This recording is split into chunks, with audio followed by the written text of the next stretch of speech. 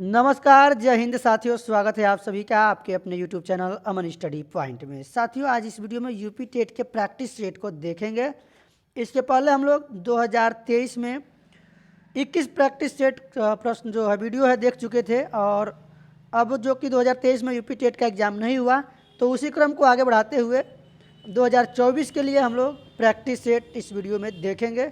तो 22वां नंबर ये practice set है बाल विकास एवं शिक्षा शास्त्र यानी CDP का। तो महत्वपूर्ण 30 प्रश्नों को देखने वाले हैं। चलिए शुरू करते हैं वीडियो को बिना किसी देरी के। तो साथियों, पहला प्रश्न है आप सभी के स्क्रीन पर।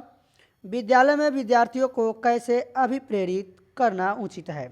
चुने गए अध्ययन द्वारा, प्रासंगिक अध्ययन द्वारा, गहन अध्ययन द्वारा या फिर सस्वर अधिगम के द्वारा। तो साथियों, राइट आंसर जाएगा ऑप्शन नंबर डी के साथ, सस्वर अधिगम के द्वारा विद्यालय में विद्यार्थियों को अभिप्रेरित करना उचित है। तो चलेंगे साथियों अगले प्रश्न की ओर। अगला प्रश्न है, निम्नलिखित में से कौन सा वृद्धि और विकास के सिद्धांतों से संबंधित नहीं है? तो साथियों, यहाँ पर विशेष ध्यान देना है। पूछा गया है कौन सा संबंधित नहीं है। अगर इसको हम ध्यान नहीं देंगे तो हम लोग प्रश्न को जानते हुए भी गलत आंसर देकर चले आएंगे। तो यहाँ पर राइट आंसर जाएगा, वर्गीकरण का सिद्धांत यह विकास के सिद्धांतों से संबंधित नहीं है। बाकी निरंतरता का सिद्धांत, समन्वय का सिद्धांत, व्यक्तित्व का सिद्धांत, ये सभी सिद्धांत से संबंधित है। तो बी के साथ आंसर जाएगा। चलेंगे अगले प्रश्न की ओर। अगला प्रश्न है साथियों आप सभी के स्क्रीन पर, संवेग का कौन सा सिद्धांत इस विचार को मानता है कि संवेगात्मक अनुभव संवेगात्मक व्यवहार पर आधारित है? तो साथियों, इस प्रश्न का राइट आंसर आपका चला जाएगा ऑप्शन नंबर ए के साथ, जेम्स लैंग सिद्धांत। तो ए के साथ आंसर लगाएंगे। चलेंगे अगले प्रश्न की ओर। प्राथमिक शिक्षक के लिए बाल मनोविज्ञान का ज्ञान आवश्यक है क्योंकि, यानी क्यों आवश्यक है? तो यह साथियों इसलिए आवश्यक है कि यह बच्चों के व्यवहार को समझने में शिक्षक की सहायता करता है। ऑप्शन नंबर डी इसका राइट आंसर होगा। चलेंगे अगले प्रश्न की ओर। अगला प्रश्न है साथियों, आपको अपनी कक्षा में 2 मंदबुद्धि बच्चों को बैठाने के लिए बोला गया है, तो आप क्या करेंगे? तो साथियों, यहाँ पर ऑप्शन आप सभी की स्क्रीन पर है, और इसका जो राइट आंसर जाएगा ऑप्शन सी के साथ, ऐसे विद्यार्थियों को सीखने की तकनीक सीखेंगे। प्रश्न सकारात्मक है, आंसर भी सकारात्मक ढूंढेंगे। तो सी यहाँ पर सही जवाब होगा। इनको न तो अलग करना है न इनकार करना है, यहाँ पर इनकार नहीं करेंगे साथियों। तो चलेंगे अगले प्रश्न की ओर। यहाँ पर सी वाला ऑप्शन हमारा सही जवाब होगा। व्यवहारिक क्षमताओं में वह सापेक्ष स्थायी परिवर्तन जो कि प्रबलित अभ्यास का परिणाम होता है, उसे क्या कहते हैं? तो उसे हम कहते हैं साथियों अधिगम। अधिगम का मतलब होता है लर्निंग। लर्निंग का मतलब हो गया साथियों सीखना। तो सीखना, इंग्लिश में इसको लर्निंग बोलते हैं, और लर्निंग यानी सीखने को हम अधिगम बोलते हैं। तो चलेंगे साथियों अगले प्रश्न की ओर। अगला प्रश्न है, अभिक्रमायोजित अधिगम का प्रत्यय किसने दिया था?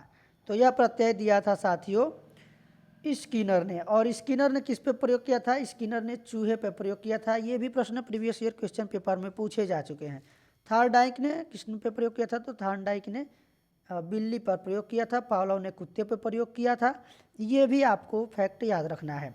निम्न में से कौन शिक्षण कुशलता से संबंधित है? श्यामपट्ट पर लिखना, प्रश्नों को हल करना, प्रश्न पूछना, या फिर उपरोक्त सभी। तो यहाँ पर साथियों ये जो सभी हैं, उपरोक्त सभी, यहाँ पर राइट आंसर हमारा हो जाएगा। ये सभी शिक्षण कुशलता से संबंधित हैं। अगला प्रश्न है, उदाहरण, निरीक्षण, विश्लेषण, नियमीकरण निम्नलिखित में से किस विधि के सोपान है? तो यह साथियों सोपान है आगमन विधि के। तो आगमन विधि में सबसे पहले उदाहरण दिया जाता है, और निगमन विधि में सबसे पहले नियम बताया जाता है, फिर उदाहरण दिया जाता है। तो राइट आंसर जाएगा हमारा ऑप्शन बी के साथ। चलेंगे साथियों अगले प्रश्न की ओर। देखेंगे अगले प्रश्न को। अगला प्रश्न है आपकी स्क्रीन पर, कक्षा 5 के न्यून दृष्टि वाले बच्चों को क्या करना उचित है? तो साथियों ऐसे बच्चों को कक्षा में सामान्य रूप से बर्ताव करना चाहिए एवं ऑडियो CD के जरिए सहायता प्रदान करनी चाहिए। न्यून दृष्टि यानी जिनको देखने में क्या हो, कठिनाई हो, तो उनके लिए हम लोग ऑडियो CD की सहायता प्रदान करेंगे। ऑप्शन सी सही जवाब होगा। चलेंगे अगले प्रश्न की ओर साथियों। अगला प्रश्न है आप सभी के स्क्रीन पर। तो अगला प्रश्न है साथियों, सीखी हुई बात को स्मरण रखने या पुनः स्मरण करने की अक्षमता को क्या कहते हैं? तो इसको हम साथियों कहते हैं विस्मृति। विस्मृति का मतलब होता है किसी याद की गई चीज़ को भूल जाना, यानी याद न आना, वो विस्मृति कहलाता है। मनोविज्ञान की प्रथम प्रयोगशाला को किसने स्थापित किया था? तो इसको सबसे पहले किसने स्थापित किया था साथियों? यह 1879 ईस्वी में डब्ल्यू वुंट ने स्थापित किया था। ऑप्शन ए इसका राइट आंसर हो जाएगा। और एक शहर है जिसका नाम है लिप्जिंग शहर, उस शहर में स्थापित किया था जो कि जर्मनी में स्थित है। तो चलेंगे अगले प्रश्न की ओर, देखेंगे अगले प्रश्न को। मूल्य के वर्गीकरण में सम्मिलित नहीं है। तो मूल्य के वर्गीकरण में सम्मिलित नहीं है साथियों, यहाँ पर येन केन प्रकारेण धनार्जन का मूल्य, ये सम्मिलित नहीं है। बी के साथ आंसर जाएगा। देखेंगे अगले प्रश्न को, निम्न में से कौन सृजनात्मक से संबंधित नहीं है? तो यहाँ पर विशेष ध्यान देना है क्योंकि पूछा गया है सृजनात्मकता से संबंधित नहीं है। मौलिकता, मितव्ययिता, प्रवाह, उपयोगिता। तो यहाँ पर साथियों राइट आंसर जाएगा सी के साथ। यह जो है मितव्ययिता सृजनात्मकता से संबंधित नहीं है, प्रवाह, उपयोगिता, मौलिकता ये सभी इससे संबंधित हैं। चलेंगे अगले प्रश्न की ओर, देखेंगे अगले प्रश्न को। शैशवावस्था में बच्चों के क्रियाकलाप रिक्त स्थान होते हैं। मूल प्रवृत्त्यात्मक, संरक्षित, संज्ञानात्मक या फिर संवेगात्मक। तो साथियों इसका राइट आंसर जाएगा ऑप्शन नंबर ए के साथ। जो शैशवावस्था की जो जन्म वर्ष होता है, जन्म से या 0 से 5 या 6 वर्ष होता है। तो यहाँ पर साथियों ऑप्शन नंबर ए इसका सही जवाब होगा। चलेंगे अगले प्रश्न की ओर। सीखने की प्रक्रिया को प्रभावित करने वाले कारक हैं अनुकरण, प्रशंसा एवं निंदा, प्रतियोगिता, ये सभी। तो यहाँ पर साथियों ये सभी इसके प्रभावित करने वाले कारक हैं। राइट आंसर हो जाएगा हमारा ऑप्शन डी। इसमें वातावरण भी होता है, आनुवंशिकता भी प्रभावित करती है, अभिप्रेरणा, सीखने की विधि, सीखने की इच्छा और शिक्षण प्रशिक्षण भी इसको जो है प्रभावित करते हैं। सीखने का प्राथमिक मूलभूत नियम संबंधित है। तो सीखने का मूलभूत जो प्राथमिक नियम है साथियों, यह तत्परता से संबंधित है। ऑप्शन डी इसका राइट आंसर होगा। वाणी दोष नहीं है। ऑप्शन है आप सभी के स्क्रीन पर साथियों, यहाँ पर राइट आंसर जाएगा हमारा ऑप्शन नंबर बी के साथ, धीमी या तेज गति से बोलना, यह जो है वाणी दोष नहीं है। अगला प्रश्न है क्रोध व भय प्रकार है। तो क्रोध एवं भय यह किसका प्रकार है साथियों? तो यह प्रकार है संवेग का। मानसिक आयु का प्रत्यय किसने दिया था? तो मानसिक आयु का प्रत्यय दिया था साथियों बीने साइमन ने। बुद्धि का एक कारक सिद्धांत बीने ने दिया था। चलेंगे अगले प्रश्न की ओर। दिए हुए प्राप्तांकों के समूह में जो प्राप्तांक बहुधा सबसे अधिक बार आता है उसे क्या कहते हैं? तो उसे हम साथियों कहते हैं बहुलक।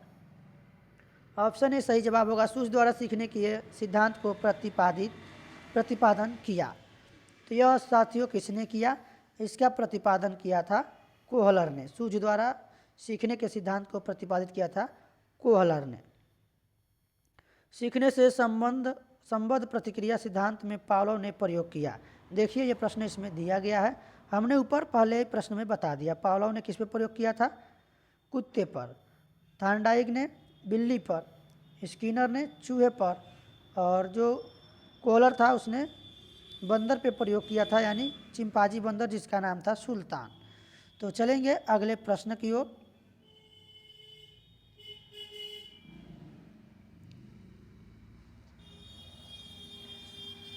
निम्नलिखित में से कौन सा सीखने का नियम नहीं है? तो सीखने का नियम नहीं है साथियों, ये पूछा गया है। तो यहाँ पर जो है हमारा राइट आंसर चला जाएगा ऑप्शन बी के साथ, तनाव का नियम यह नियम नहीं है। तत्परता का नियम है, प्रभाव का नियम है, अभ्यास का नियम है। संज्ञानात्मक विकास के 4 चरणों संवेदी, पेशीय, पूर्व संक्रियात्मक, संक्रियात्मक तथा औपचारिक संक्रियात्मक की पहचान की गई है। तो ये चारों अवस्थाएं साथियों पहचान की गई है जीन पियाजे के द्वारा। ऑप्शन नंबर डी इसका सही जवाब होगा। प्रयास और भूल का सिद्धांत के प्रतिपादक कौन है? तो प्रयास एवं भूल के सिद्धांत के प्रतिपादक जो हैं साथियों वे हैं थॉर्नडाइक। प्रयत्न एवं भूल का सिद्धांत भी इसे कहा जाता है, ये भी आपको याद रखना है।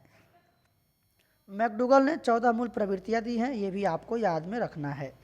व्यवहारवादी रिक्त स्थान ने कहा है मुझे नवजात शिशु दे दो, मैं डॉक्टर, वकील, चोर या जो चाहूँ बना सकता हूँ। तो ये साथियों किसने कहा है? तो ये कहा गया है साथियों वाटसन के द्वारा। ऑप्शन नंबर सी इसका सही जवाब होगा। और ये कहाँ के वैज्ञानिक है? ये अमेरिका के प्रसिद्ध मनोवैज्ञानिक थे।